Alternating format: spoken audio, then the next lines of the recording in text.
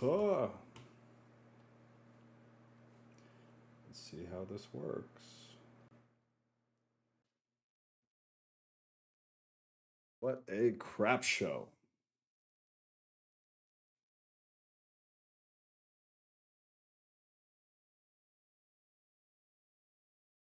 Do, do, do, do, do, do,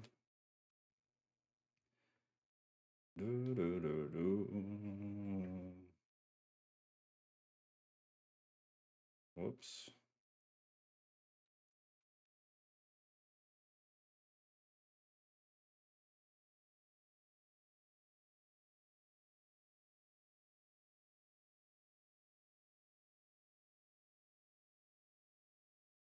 Look at that, it worked. Look at that, it worked. Oh no, I gotta change that.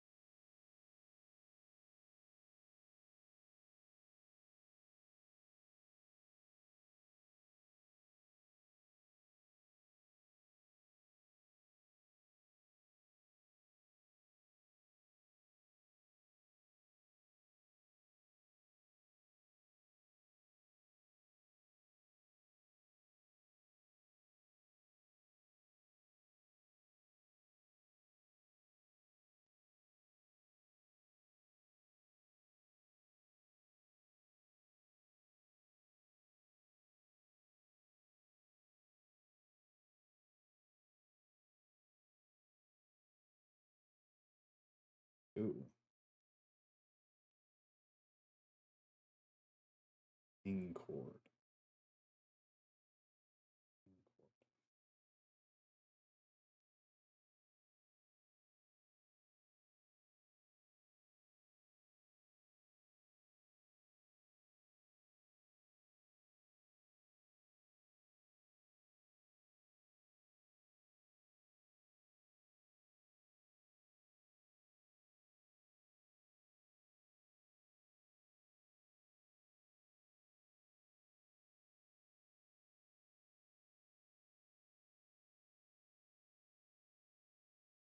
How the hell does this work?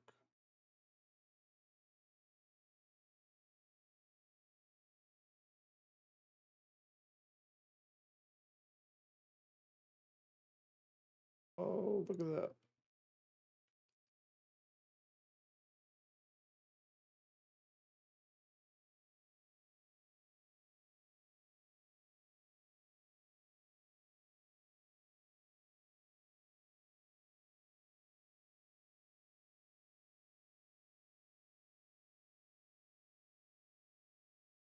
Interesting.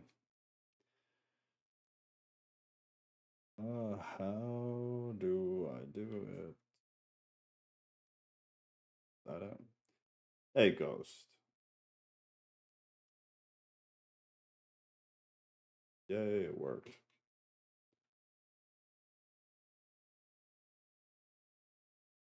Okay. I bet a lot of stuff is going to be dysfunctional because it was all connected to that account. I didn't really think about it. I didn't really realize. Like the ping cord thing on Discord that sends out the notification. Didn't think about that. So I fixed that.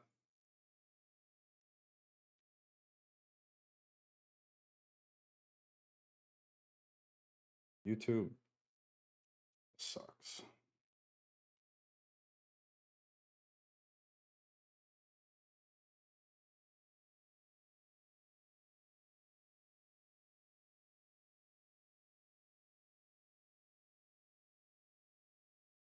Seriously?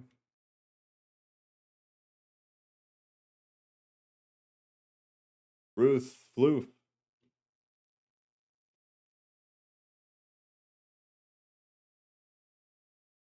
I'm interested to see whether this works or not. Totally fresh. See how that goes. I'm glad they started letting you go live like right off the bat. Because Ghost mentioned earlier, and it's totally true. I used to be like 1,000 subscribers or something. I think it only applies to making money now. Of course, they're always going to take that away anyways. Prime example. Bunch of assholes. All right.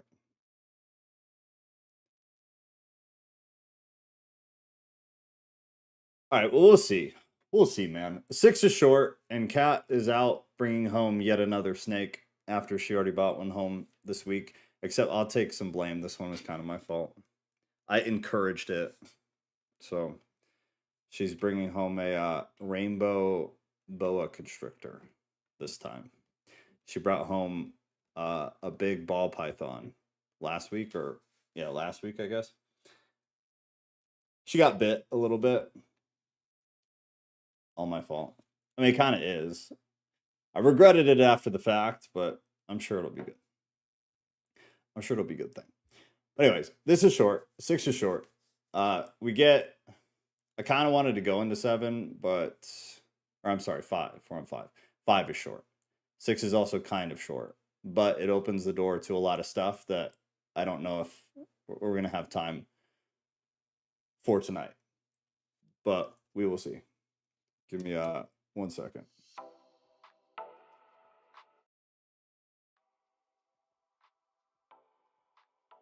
All right. What a pain in the ass. What a total pain in the ass. All right. Adam's descendants to Noah, chapter 5 in Genesis. This is the book of the generations of Adam. The Hebrew word used for generations. It is obviously just family history. It's all of the family history, except for not all of it. Like we talked about 2 weeks ago, I guess, or whatever it was at this point. A lot of things were left out. A lot of things were left to be unclear. There were a lot of open-ended things. There are a lot of open-ended things in Genesis, but you start to now get some genealogical info, just not complete. You can start to kind of try to piece things together. This is also where we get, I believe it's the first indication, if not the second, that people live like a super long time comparatively to now. And there are a lot of theories about that. Obviously, like the fall is one of the theories, which to me doesn't make a whole lot of sense because this is post-fall already.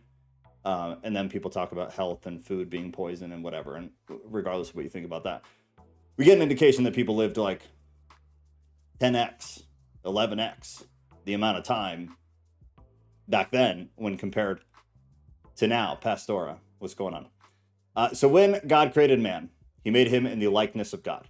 This is also one of the first, but not the first, where we get kind of the image of God thing. This concept that people are some kind of reflection, in a sense, of the creator. Male and female, he created them. That is a reiteration from earlier in Genesis. And he blessed them and named them man when they were created. Reiteration. When Adam had lived 130 years, which is already like a long time, but not really when you get to reading the rest. Adam had lived 130 years. He fathered a son in his own likeness, after his image, and named him Seth. Now, after Cain and Abel, the Cain and Abel debacle, and the push of Cain out, because Cain was a sarcastic, lying ass to God. He gets pushed out. God then gives Adam and Eve like a new kid that hopefully is better than the last. That new kid that is hopefully better than the last is Seth. The days of Adam after he fathered Seth were 800 years. So there you go. 800 years. And he had other sons and daughters. This on top of 2 weeks ago or whenever it was that we did chapter 4 is why people get the theory, I suppose you could call it, that everybody is a descendant of Adam and Eve. It's just the thing that nobody wants to talk about for obvious reasons.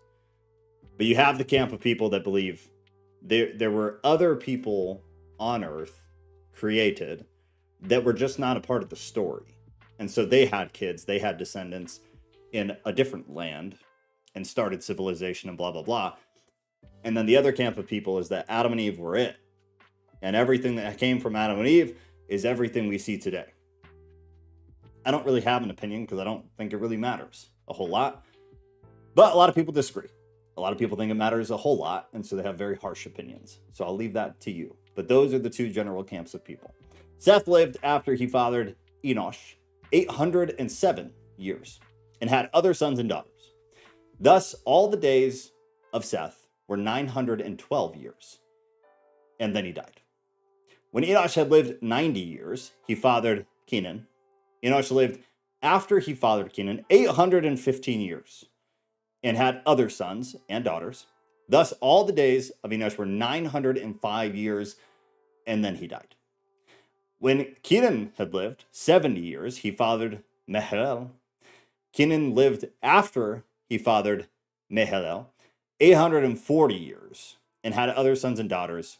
Thus, all the days of Kenan were 910 years. This goes on a bit. This is when you get sort of a genealogy, kind of. NPCs living the land of Nod. That's really funny because I had that conversation once with somebody. It was like, maybe there were what people today call NPCs back then. Maybe God put some people out that like weren't really people, but they were able to do people type things. Like they had code behind them that allowed them to perform functions, but they didn't have like the spiritual aspect or the soul aspect. So it's funny you said that because I've had a genuine conversation with somebody about that. And it's an interesting theory. I think it's a possible theory. I don't think it's something that should just be ruled out. Actually, if Noah and Fam were the last living humans, we came from him. Right. Which is where it goes, right? And then you get the people who take Ruth's point, and what, if we have time, we'll go into 7, because then you get the Nephilim. But then there are those people that are like, well, all the people got wiped out. So really, nobody is related to Adam and Eve. But I guess they are, right? Because Adam and Eve, if you're on that track, Adam and Eve were the first of the first. Everybody else came from them, including Noah and Fam. So sure, Adam and Eve are then gone, but Noah and Fam are already descendants to those people of Adam and Eve. So it's still just a continuation of the lineage, right? But yeah, it's a good point, is that all the people were wiped out. So really it kind of restarted. And more DNA is from Noah and Fam than specifically from Adam and Eve. It's a good point. But then you get the people who are like, okay, well, that may be true, but then the demons came and started having sex with all the ladies. So really, maybe we're all part demonic, or we're all part spirit world, or whatever. You hear it all. You hear it all. There are definitely those people too. And they say that's why some people are just inherently evil, is because they're descendants of the crossbreeding of the spiritual world and the created world. It's good stuff. It's interesting stuff, right? But anyways, this all just continues on. I don't really feel the need to read it. You can read it. It's just names, years, and then somebody died. It just says it over and over again. Thus, all the days of Jared were 962 years, and then he died. It just goes over and over. So if you care for whatever reason, then go back and read it. 21. 22. Actually, yeah, 21. When Enoch had lived 65 years, a lot of argument about what Enoch this is. You can get to your own place about it. He fathered Methuselah. Enoch walked with God. This is where it starts to get at least somewhat important. Enoch walked with God occurs several times, depending on translation. The theory, or a theory, is that it's to portray, in a sense, that Enoch, albeit his life short, he was not judged negatively by God. That is what the general consensus would be. Otherwise, why is that in there? What's the relevance Why is it there? Enoch walked with God after he fathered Methuselah 300 years and had other sons and daughters. Why is he special? Why did he walk with God? The other time this is used is to describe Noah. So some kind of significance, you could argue about it because simply you don't have enough information. But that's one of kind of the theories, is that, albeit his life short, it's to reflect the fact that Enoch was in good graces of God. He walked with God. Whereas the rest of these fools, not so much, at least no mention of it, right? So after he fathered, Enoch had lived 65 years, he fathered Methuselah. Enoch walked with God after he fathered Methuselah 300 years and had other sons and daughters. Thus, all the days of Enoch were 365, which, if you notice, is less than a lot of other people. But it's also not the shortest. Enoch walked with God, second time, 24. Enoch walked with God, and he was not, for God took him. He was no more, for God took him, depending on your translation. So what's being left out is kind of the typical way that this would be written. That's what's being removed or omitted, or whatever word you want to use, in reference to the death of the person. Because if you remember, every other time up here, I read at least 3 of them, but there were more that we skipped, and then he died, and then he died. In the case of Enoch, Enoch walked with God, and he was not, or he was no more, for God took him. So Enoch walked with God is reiterated within 2 verses. Also, the language is entirely different. He was not, meaning he was no more, meaning he died. But it wasn't just, and then he died like everybody else. It was, he was no more, for God took him. Significance has to be. What exactly that is, good luck. But obvious significance. There's a lot of similar language when you get to 2 Kings and you get to Elijah. Just something that when we get there we'll talk about. But it's significant because it's similar. However, it's not super clear that they're significant on their own, if that makes sense.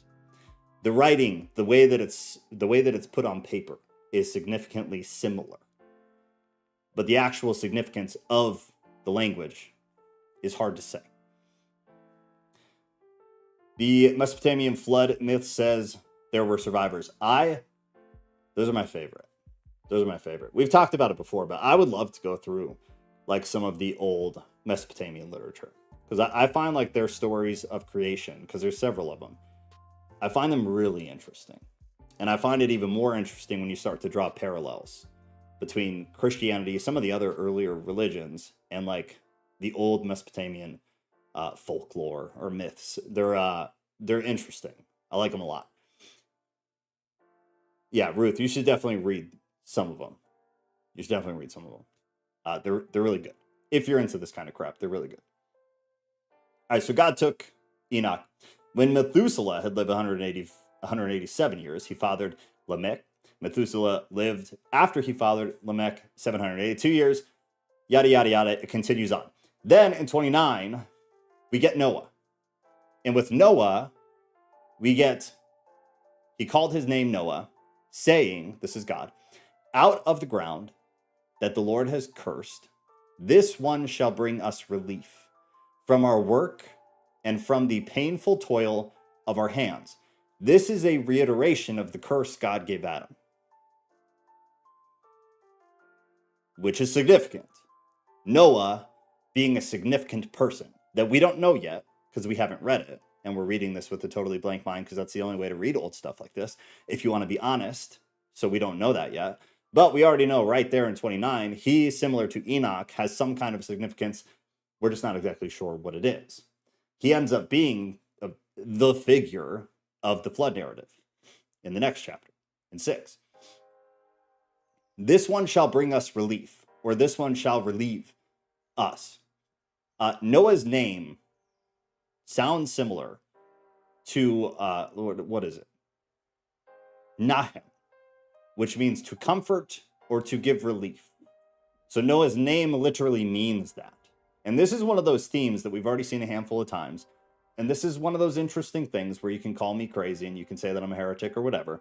But a lot of the names that are in the Bible are just words. And they're words that fit very specifically to context, which doesn't mean it's not true. It doesn't mean it's not true. But it's something when you're reading to just keep in mind and try to pinpoint, try to identify, or at the very least, like consider the possibility that some of the names are more significant in context than they are in any other way. Meaning, like, it's a reiteration of who the person is. Which then, if you think about it, that was the case for a lot of people. But I would never say it became like a very normal thing in all cultures. Like, even today, we'll name kids something and be like, oh, her name means wild blooming flower in French. Like, cool. Nobody gives a shit, but cool. Cool. Very pretty. It's very pretty. Back then, 2 tracks. One is that the author is lying, and it's not what their name actually was. But it is what the Hebrew word means for the actual idea that the author is trying to express about the individual. That's track 1. Track 2 is that was their name, and they were named that because of the reflection of the concept or the idea that the individual was then going to live out. It could be either. One of those things, like, doesn't really matter. It's got no theological significance whatsoever. It's got really no significance whatsoever at all, in my opinion, other than adding context or adding clarity to the text. But it doesn't really change anything, in my opinion. And people will definitely disagree. So it's one of those things you got to sort out for yourself and figure out where you land. But we got Noah. Noah's name means to comfort or to give relief, and specifically was talked about being someone to bring them comfort and relief. From specifically and interestingly, the curse that God gave Adam, which is the painful toiling of the hands. And more specifically was the inability to actually harvest from the painful toiling of your hands. 30, Lamech lived after he fathered Noah 595 years and had other sons and daughters.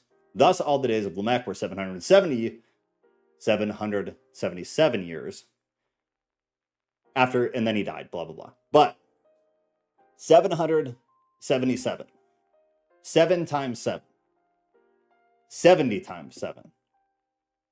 I think we talked about this, right? A couple weeks ago. Maybe it was with Corinthians. I think, or was it in Genesis? I don't remember, honestly. Everything is blurred for me for the past couple of weeks. But I know we talked about it. I'm like fairly confident. We talked about Jesus talks about the 7 times 7. It was Genesis. Because it was Cain, and I can't remember the other guy's name, but it was after the exile or around the time of the exile. The 7 times 7, 70 times 7. In Genesis, it's talked about. By Jesus, it's talked about. And I want to say Paul mentions it at some point, but I'm not super confident on that, so you'd have to look. Then in Christian culture, this concept of 70 times 7 or 7 times 7 has become really, really, really big, which is based in biblical concepts. Like it's a part of the context. But I've always found it kind of interesting, if not a little bit. It's interesting. It's interesting that this whole section ends with somebody who lives 777 years. Maybe a coincidence, maybe not. Maybe the numerology people are totally losing their shit right now, being like, oh, it's so significant because of this, this, or this. I don't know. But it's interesting, if nothing else, that this 7 times 7, 70 times 7, 777, the 777, you can find a million different people telling you a million different things of what it means from a numerological standpoint. If nothing else, it's interesting.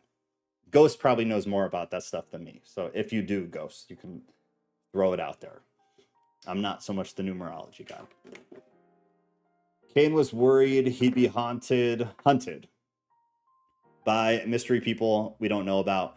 So God said he'd be protected from them. Yeah, and their punishment would be 7 times 7. And then the guy who I can't remember what his name was. I want to say it was Lamech, but I don't remember. But then he came out all cocky and was like, well, if this was Cain's punishment, then my punishment will be this. And I believe that's when it multiplied. I'm like 80% sure. That's when it multiplied and it progressed past the 7 times 7.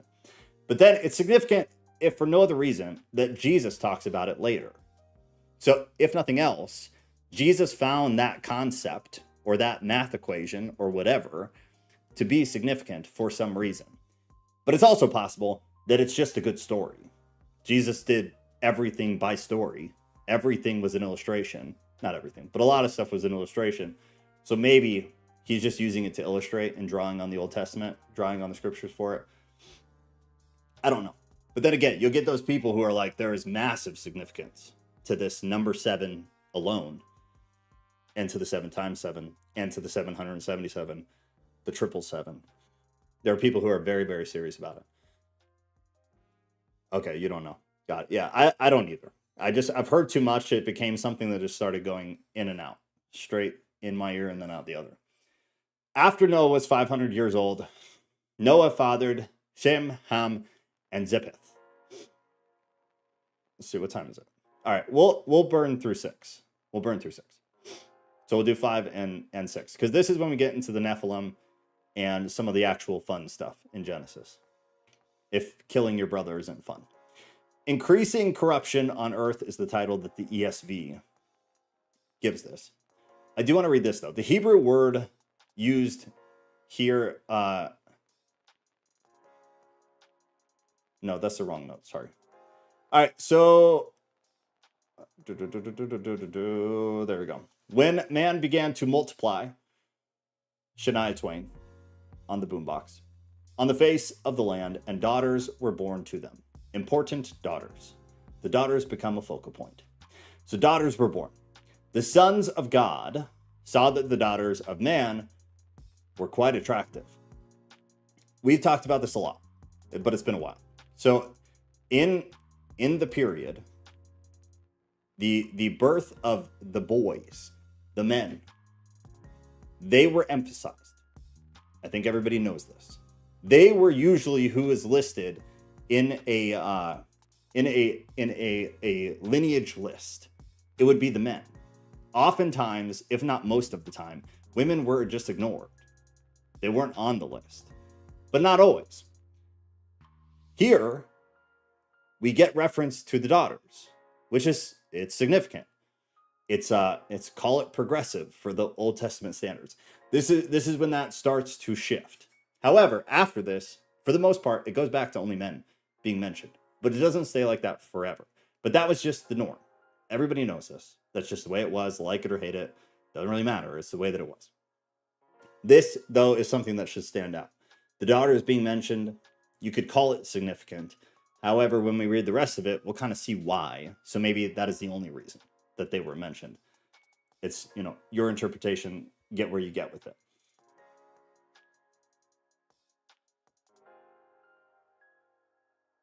"70 times 7 could be an ancient Hebrew idiom that is completely lost on us modern folk." 100% possible. Yeah. I think it's actually very likely that that's all that it is.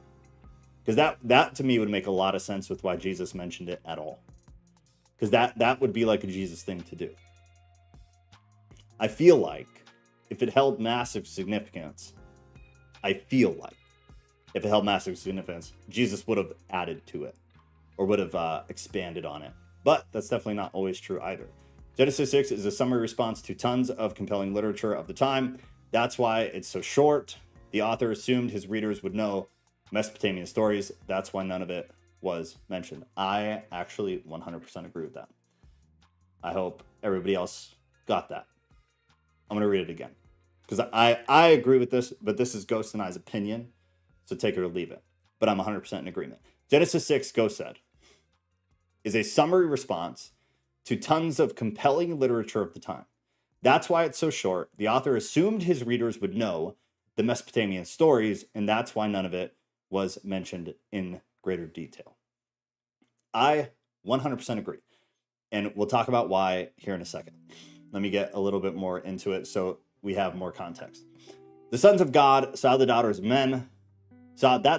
men were attractive, and they took as their wives any they chose. One thing to note, one thing to think about. Does the author mean took them as wives? Or does the author mean took them physically? It's something to think about. We don't have a lot of context for what marriage is at this time. Because again, you are a blank slate. All you know is Genesis 1 through 5.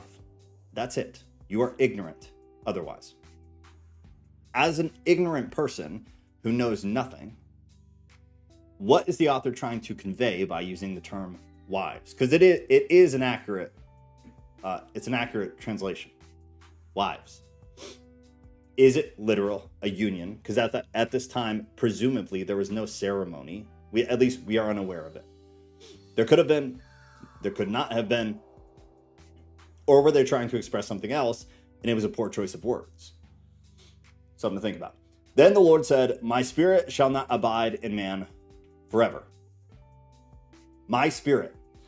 In Hebrew, this is the breath. I think we talked about this before. It's probably talking about the human life, which in this context, spiritually and otherwise, would be in Hebrew would be the breath. The breath is the spirit, is the human life. It's definitely some argument there, but compelling literature. That's what you said, wasn't it? Oh, competing literature. No, you said it right. Or am I overreading something? Either way, I think we got it. I think you're totally right. I think that's exactly what this is. So the spirit shall not abide in man forever, for he is flesh. His days shall be 120 years. This is not clear what is actually being talked about. It could be the general reference to the shortening of the human life, which would make sense. And as you go on in the Old Testament, it would add up. We had very long lifespans earlier in Genesis, and those lifespans seem to get shorter as time goes on in the Old Testament. So it could very possibly just mean that. He is also flesh, or for he is flesh. It's not, how do you say this?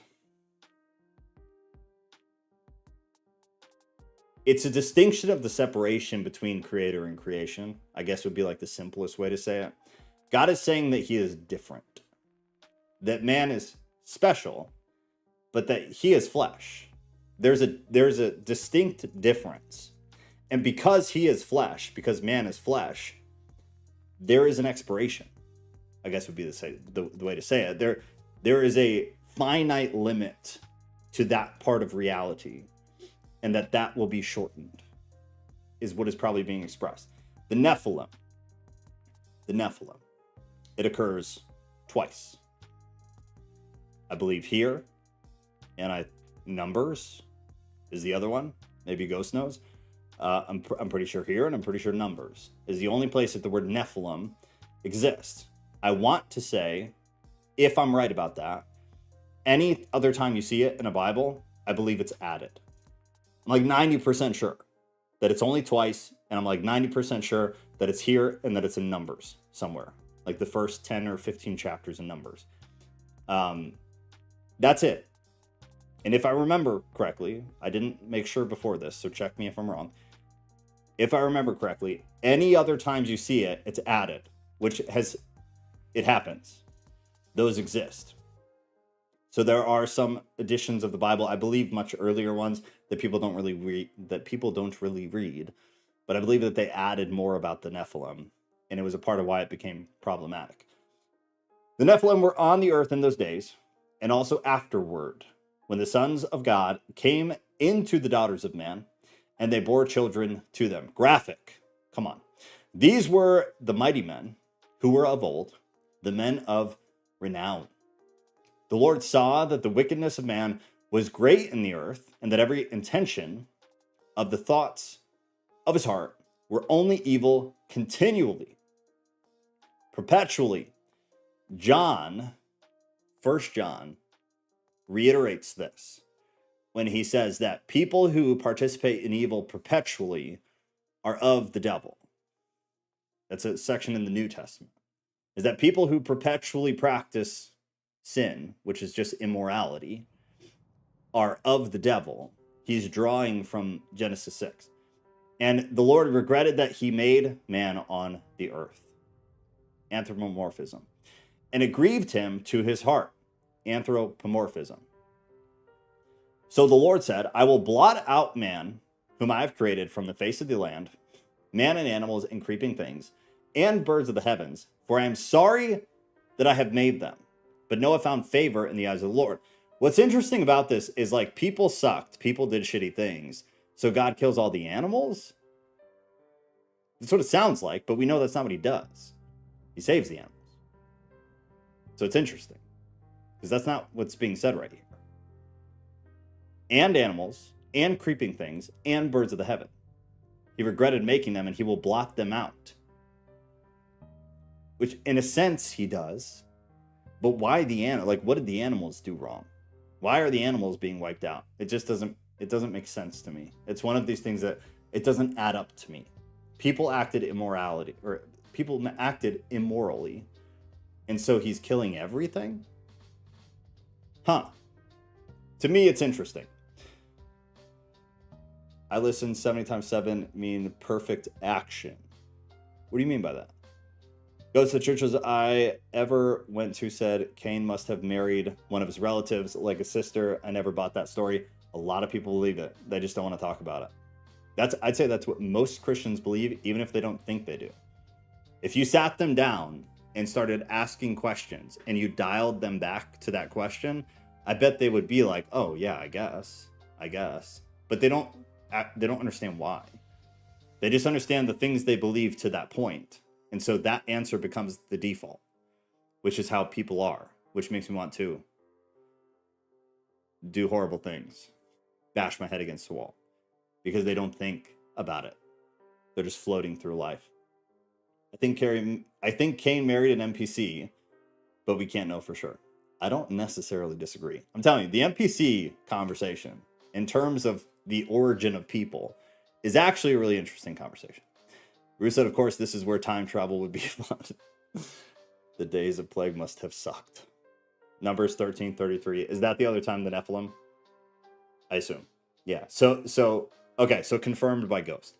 It's Genesis 6, and then it's Numbers 13. He says 33 is the verse. Any other time, if it's in the Bible, personally, I would throw the Bible away. With respect, but I would throw the Bible away. Because something was added. All right, so Noah has favor in the eyes of the Lord. So with everything going on, wiping out humanity, wiping out the animals for whatever reason, kind of unjustly, in my opinion, but wiping out everything except for just enough to repopulate, Noah found favor, so Noah will be spared. Noah and fam. These are the generations of Noah. Noah was a righteous man, blameless in his generation. Noah walked with God. Sounds familiar, huh? Enoch walked with God. Significant. Try to figure out why. That's the question, is what is the actual significance of it? But it is significant to some degree. It has to be. Noah survives the great flood. Noah is now the creator of the human race from henceforth, along with the wife, the sons, and their wives. A lot of people will say the sons' wives were their sisters. Don't know how you feel about that. It is generally accepted, though. People just don't like to talk about it, but it's generally accepted. He was blameless. This is an accurate description. He was without defect, is another way that it gets translated. And it's the obvious expression of Noah was following the principles laid out. It's not a complex thing. What is interesting is that this terminology in Hebrew, this is what is also used in animal sacrifice. So Noah is being talked about the same way that animals who are then sacrificed due to their unblemished nature are talked about later, I guess I should say. Interesting. It's just an interesting thing, is that the description is the same. Not always, is that done like that. Not often is that done that way. More often, humans are expressed in a different way.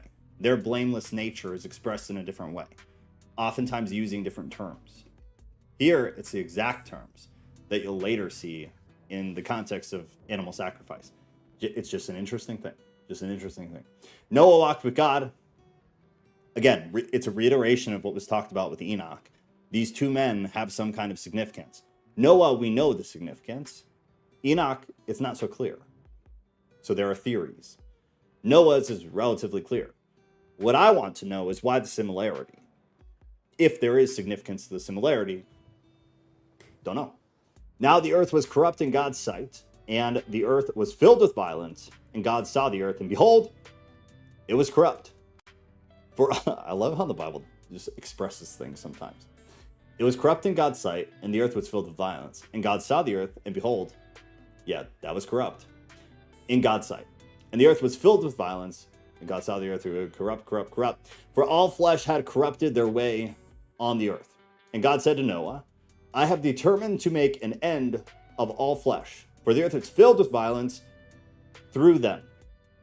Behold, I will destroy them with the earth. Make yourself an ark of gopher wood. Make rooms in the ark, and cover it inside and out with pitch. So, the ark, it is the same word, teva. It is the same word in Exodus with the basket, with Moses. So it's the same term. When you picture them, very different things. The basket that Moses was set off down the river in is like a little baby basket. It's like a picnic basket. At least I assume it was like a picnic basket, and he was not put on some massive freaking ark. It's the same word though. So it would be like calling both of them a boat today, which maybe you would. I don't know. But back then, same thing. Just stupid thing that is just true. Made of gopher wood, put rooms in the ark, blah, blah, blah, so all the people can sleep. This is how you are to make it. The length of the ark, 300 cubits. Its breadth, 50 cubits. And its height, 30 cubits. Make a roof for the ark and finish it to a cubit above and set the door of the ark in its side. Make it with lower, second, and third decks. So we're talking triple-decker ark. For behold, I will bring a flood of waters upon the earth to destroy all flesh, in which is the breath of life under heaven. Interesting verbiage. I don't have a lot for you. I just think it's interesting verbiage. Destroy all flesh, in which is the breath of life under heaven. Maybe it means nothing. But I think it's interesting within the greater context of how everything else is being written and expressed. To me, it stands out, but maybe I'm being just totally biased, and maybe it's just me. Everything that is on the earth shall die, but I will establish my covenant with you. You shall come into the ark, you, your sons, your wife, and your sons' wives with you. And of every living thing, of all flesh, you shall bring 2 of every sort into the ark to help them alive with you, to help keep them alive with you. They shall be male and female, of the birds according to their kind, of the animals according to their kind, and every creeping thing on the ground according to its kind. 2 of every sort shall come in to you to keep them alive. Also take with you every sort of food that is eaten, and store it up. It shall serve as food for you and for them. Noah did this. He did all that God commanded him. So, Genesis 6, Ghost said, is a summary response to tons of compelling literature of the time. That's why it's so short. It's super short. Considering what is happening and considering how much page space authors in the Old Testament give to other stories that I would argue are not as significant as completely freaking wiping out all of reality or all of humanity and animals and basically the earth so that everything resets. It's kind of like one of the most significant things that happens in the Bible is the flood. It's also a very short story. even moving past 6, it's a short story. I agree with Ghost because I believe that the author understood the readers to understand what was happening. Because this story and other parts of the early Old Testament, it's very similarly reflected in Mesopotamian and some other literature, but Mesopotamian would be like the foundation. Very similar stuff. So with the understanding of the Mesopotamian literature, the readers would grasp what is happening here and not really need a whole lot more information. As people today, or even, hell, even a lot of people like early on, like New Testament and after the New Testament time, would not have as great of an understanding. They would definitely have more than us, but they would have much less than the original intended audience of the text, which is not you, baby girl, and it's not me.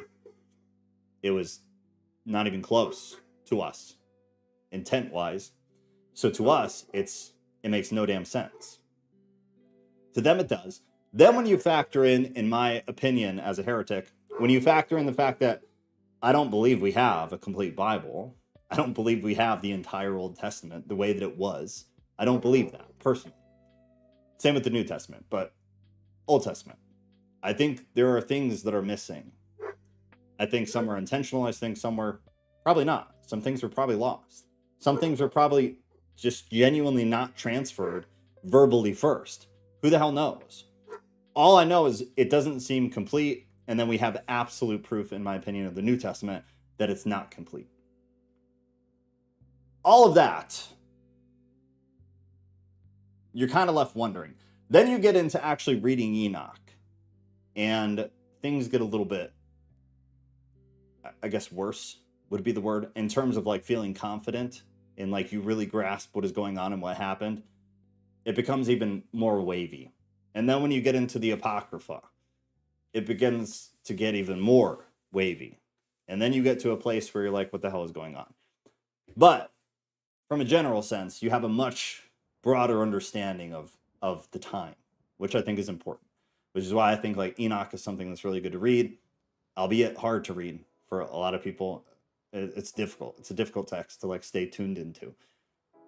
Same with the Apocrypha. I think everybody should read the Apocrypha in its entirety because I think it adds context, even if you don't accept any of it as canon. It's good context. It's good additional context to at least understanding like the perspective and what was important during the time and what the author would think and what the readers would think and how they would perceive and intake the information. I think it's all really important. But I would go read some Mesopotamian literature. And then after you do that, I think Genesis, this section of Genesis, and more of Genesis, will make more sense. You'll be like, oh, these dots connect. I understand. So if everybody who is going to read this, which wasn't us, understood all of the Mesopotamian myths, the flood would make more sense. And so would other things. It would just click more. Wouldn't walking with God just mean doing God's will? Right. That's what I think. What's interesting is that it's not common in the Old Testament. It's super common in the New Testament, and you'll still find it throughout the Old Testament. But it's the way that the author portrays it that is just odd to me. It's odd. But it very well could just be that these people were godly people, which I believe I said with Enoch, and with Noah, actually, that these men, they were just living by the principles that we knew to be true. All of those men prior to Enoch in 5 were mentioned and then died, and mentioned and then died. And then all of a sudden Enoch was somebody who walked with God. It very well could just be that these people were close to God, that they were adhering to God's will. It's just interesting comparatively, but it could also mean absolutely nothing at all. It's just different. It's different than a lot of the other times that people are talked about being in alignment with God. It's just different. I don't know how else to say it, I guess. It's just a little bit different than kind of the norm. A teba could be a woman's womb. Huh. Fair point.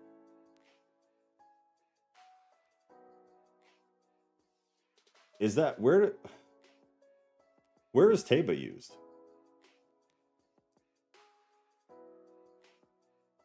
Did I say something about that? I don't think so.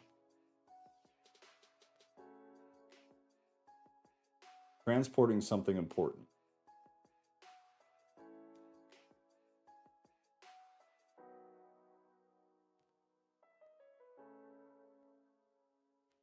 Oh. Never mind. Yes, I gotcha. Yeah, so I'm stupid because I should have caught that. So it's here. I'll put it in the chat. The spelling that I have, unless I have it wrong in my notes, but I'm pretty sure Teba. I should have caught that. So that's totally my bad. I like that though. That's interesting. Yeah. Could also be a woman's womb. It's accurate. Totally accurate. Okay, it's almost 7. Thursday, I should be good for everything like normal. So I think we're in what, 2 Corinthians? I'm pulling all of Genesis to the new YouTube channel. I'm probably not gonna pull anything else. I just didn't want to start at like 5 because that didn't make sense to me. But I'm not gonna pull anything else. It'll just be from here forward. And this will be it. So I'm gonna update. I already did like the notifications on Discord to have the proper stuff because I think all of it's still going to the other one for now. But the YouTube sent me a very clear email out of nowhere saying that I was done. So this will be the place for now, and we'll see how it goes. You know, hopefully the algorithm resets, and I don't know. I'm very pessimistic about YouTube at this point, to be completely honest. But we'll see what happens. Hey, y'all finally checked Discord and realized there's a new YouTube. Yeah, I got booted off of, in a sense, I got booted off of the other one now. So this is the new one. I'm replacing everything on Discord, so I'm sorry. But the notification, the ping cord thing, I updated. So now there should be one for the new one. And I updated the links and the events thing. And if you guys see anywhere else that I missed that has the other channel, will you please let me know so I can replace it? Because that's obviously going to be confusing. Nothing else will change. I'm not going to like confuse everything, but just all the links just to go somewhere else. Yeah, you know, I did find it kind of ironic that after the last time we had some kids in the chat that were being a little bit unruly, and then all of a sudden I get demonetized out of nowhere because I don't even post videos anymore. I found it a little bit interesting. But yeah, YouTube just sucks. Very much accurate. So if I'm going to try this, because I had talked to Ghost about this a couple months ago, that I wanted to give this a shot and see if like having a fresh channel that wasn't dormant for 5 years, because I was like very active and then not active at all and then active again. I just want to see. And I'm going to try to play the algorithm game with pretty much only live videos and just see what happens. And if we can get some more people, cool. And if it, you know, if I get freaking demonetized again, then I'll probably go to Rumble or go to X or something. I don't know. Or we'll just do it in Discord. I don't know. I don't know, y'all. But yeah, it was interesting that after there were a couple little assholes in here, all of a sudden out of nowhere with no new content whatsoever other than Bible studies, they decided to shut me down. I agree. I think X is the way to go. X is harder to track. X is better in every other way. Rumble is very unreliable. They have a lot of work to do, in my opinion. I love what they're doing. I think it's really great, but they're not stable in any way whatsoever. The servers go down In terms of streaming platforms, like relatively often. X, I have not heard of going down. So it would probably like stream to X and then maybe have Discord going at the same time in case people don't use Twitter and don't want to use Twitter, which I totally get. I totally get. However, you should, because it's like the only social media that's free, like spiritually free, not like monetarily free. It's the place to be if you want to just get raw information. I think it's good. Can you do live streams on Odessa? Odessi? I don't even know what that is. Is that Odyssey? Am I stupid? Explore a whole universe of videos on... Is that Odyssey? Is that how you spell Odyssey? What the hell is this? There's a cat and Jesus shooting laser beams into a UFO on the front of this website. So what the hell is this? I don't know. I don't know if you can live stream on this. I've never heard of this before. I'll look into it. I didn't know this existed. Interesting. The comments in the last Sunday's live were turned off as soon as it was posted. That's what makes me think maybe it was one of those lame kids. Oh, I didn't know that. I do know that that video had more views than most of the live streams. Most of the Bible study live streams. I know that. But I didn't see the comments thing. Yeah, I don't know about this Odyssey. I don't know, I feel really stupid right now. Odyssey? Odyssey? Odyssey? I don't know, bro. I can't see, I don't see any live videos though. So I'm not sure if you can. It looks like maybe just recorded. There's no like live section or anything. So it would probably be X. And then I'd probably just run it in Discord too. Like, why not? Everybody's already comfortable with Discord. Discord runs in the background on your phone. The only thing that's problematic is like there are people who watch stuff on their TV. Like Rodriguez watches on her TV. I don't know if anybody else does with us. So I don't really think it would affect us, but we shall see. We shall see. We'll see what happens. Hopefully the YouTube thing just works out. And, you know, the new thing is fresh and it, whatever, runs clean. And all I'm going to put on this is Bible studies. That's it. So if I get demonetized doing Bible study, then there is no hope for me. There is no hope for us. So we will have to go somewhere else. But I can't imagine. I had some edgy stuff on the other one. In terms of YouTube, there was some edgy stuff. But we hadn't had anything edgy in like months. Months. So, I don't know. I don't really care. It wasn't... There was not much coming from that thing anyways. It's just annoying to have to move stuff. That's the only annoying thing. But hopefully it helps. I'm hoping it helps. I'm hoping the algorithm pushes it. I'm hoping, since it's all one topic, it's just Bible study. I'm hoping it hits keys better. The reason I named it Live Bible Study is that once there's some traction, if somebody searches for a live Bible study, we'll probably pull up first in the results once it has channel history. We'll just see. It's all a game of, you know, let's see what happens. But YouTube sucks. All right, y'all. I'm gonna run, but Thursday will be like normal. We'll do 2 Corinthians, and then everything will be back to normal for now. Sunday and Thursday until another holiday comes. And if you notice anything in Discord, like links to the wrong thing or notifications to the wrong thing, just please let me know so I can fix it. So it is a seamless transition from here forward. It almost seemed intentional. Yeah. That's for sure why I think they got pissy and reported right when we were live. Yeah. I just wonder where they came from. That's what is curious to me. Is that like 3 people who were unruly came out of nowhere at the same time. I'm just curious. Like I could not possibly care less, but I'm curious where they came from. Did they watch the King James video, get all pissed off, and then see that I was live? Like couple homies sitting in their mom's bedroom? Or I don't know. I'm just curious. I'm very curious. I wish I knew the answer. I wish I knew where they came from. But it's a question we'll never get answered. It's we're like randos from TikTok. Yeah, that's a good point actually, because there were some people on TikTok that left. They disappeared off TikTok, and then some people came in. I don't know. Who knows, man? Who knows? Who knows? It was entertaining though. Like it was a nice little break from the monotony, I suppose. I had a good time for like 3 minutes, and then it became a little bit annoying.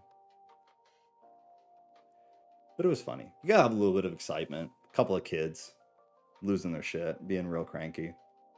It's fun. Subversive, subverting. You are super late. We're done. We are done. But it's good to see you.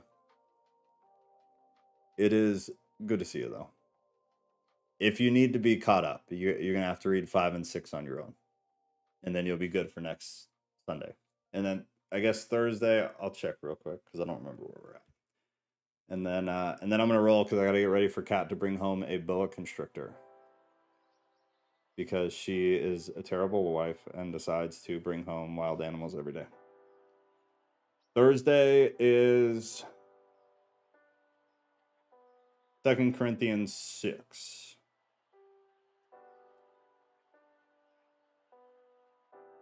Yeah, 2 Corinthians 6 will be Thursday. Bye-bye. Bye-bye. All right, y'all. I love you guys. It was good to see you. Hopefully we'll be back to normal. Just, if you had notifications on the Tattoo Theist page, turn them off. And then maybe turn them on for the new one. I think that would be the only other thing that kind of messes people up. The Reptile Sanctuary, bro. Yeah, this time this one's coming in my office. So maybe I'll bring the boa on Thursday. It's freaking gorgeous. So it could be worse. It could be worse, man. I love my life. I love you guys. Everybody have a great night. See you Thursday.